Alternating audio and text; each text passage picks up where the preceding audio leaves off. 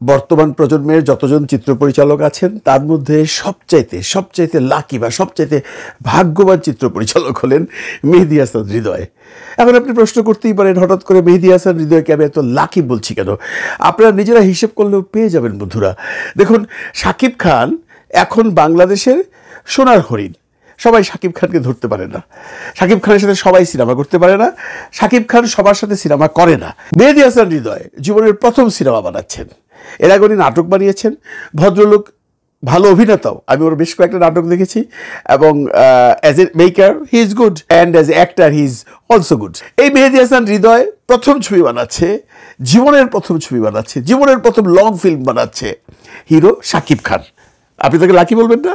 Obviously আপনাকে তাকে lucky বলতে হবে, কারণ শাকিব খানকে পাওয়া আর একটি রাজহাঁস পাওয়া একই কথা, যে রাজহাঁস সোনার ডিম পারবে।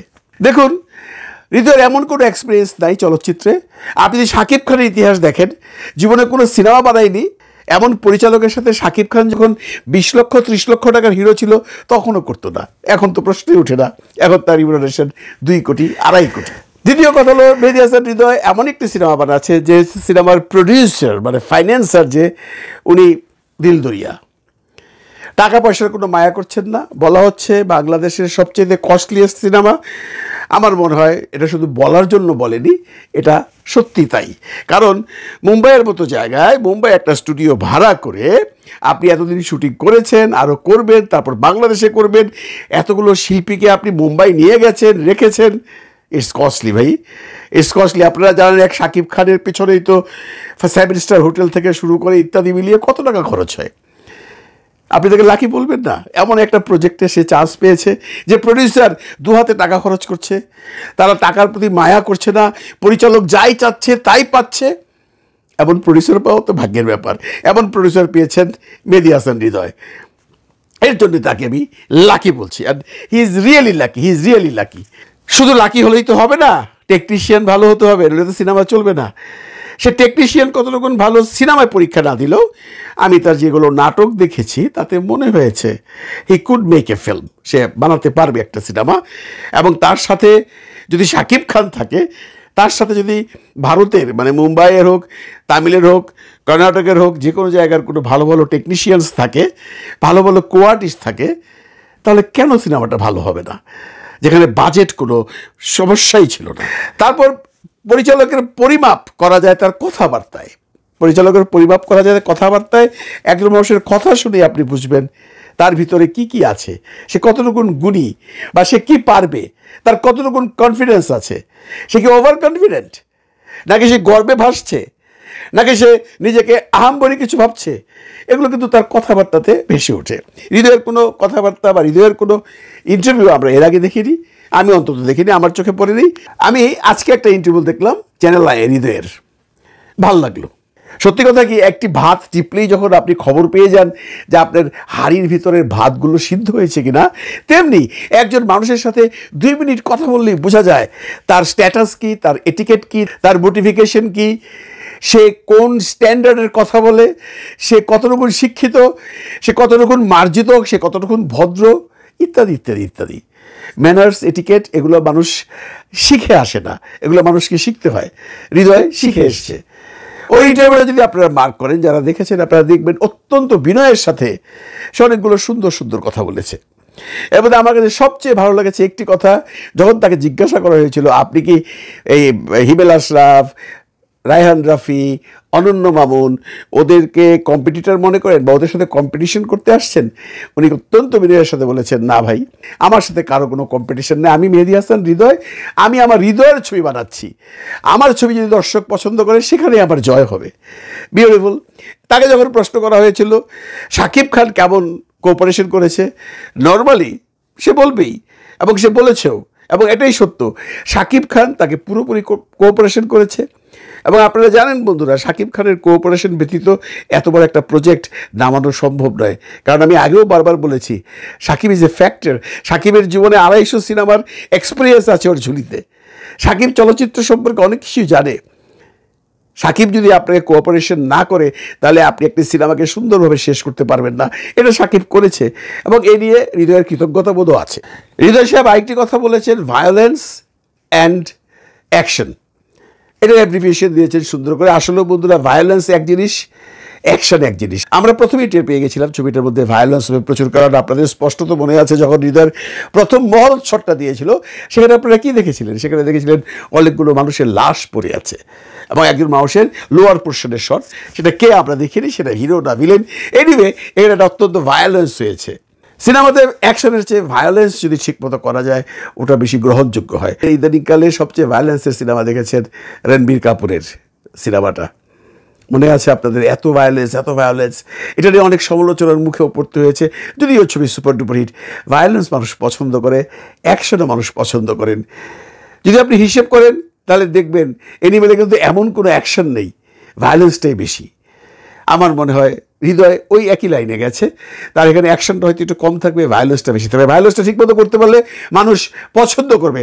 মানুষ ওই ঢিচুম মারামারির চেয়ে ভায়োলেন্সটা বেশি পছন্দ করে, এর প্রমাণ আমরা পেয়েছি।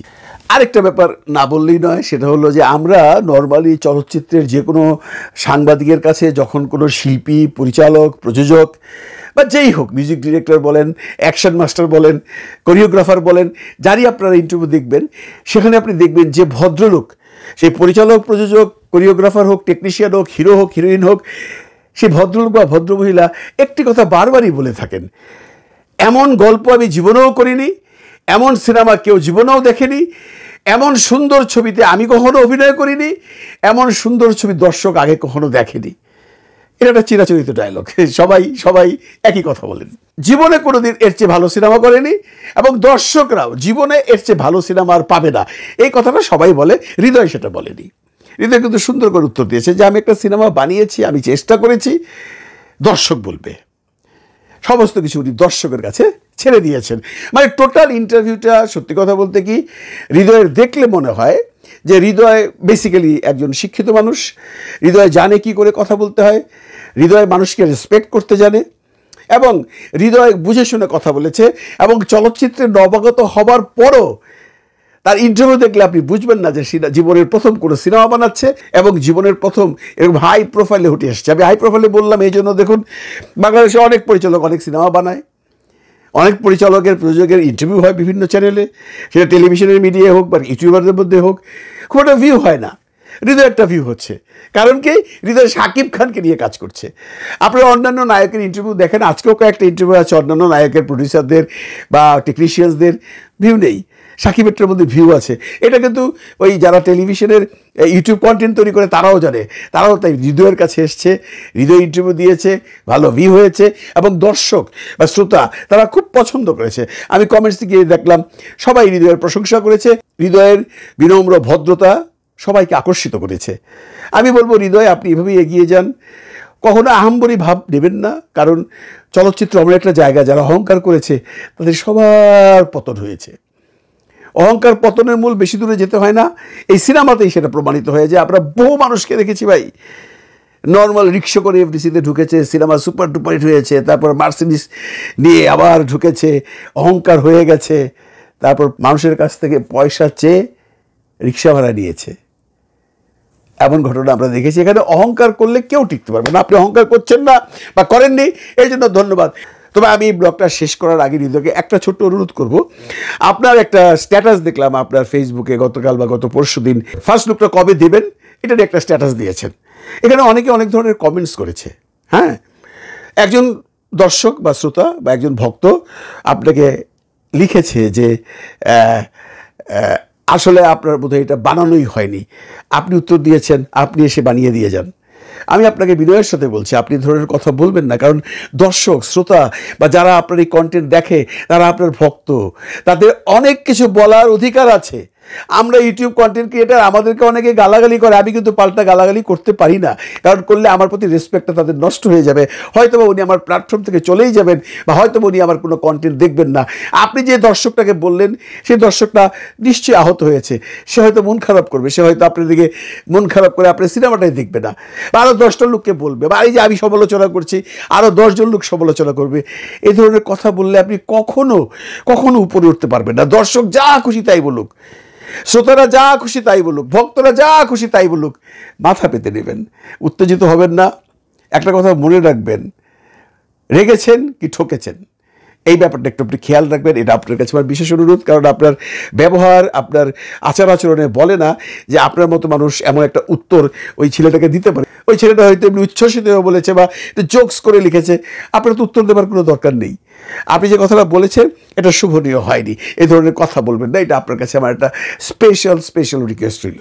এগিয়ে যান, বরবাদ শেষ করুন, বরবাদ রিলিজ করুন, বরবাদ সারা দেশ কাঁপাক, বরবাদ বিদেশ কাঁপাক, বরবাদের জয় হোক। ভালো থাকবেন সবাই, ভালো রাখবেন সবাইকে। খোদা হাফেজ।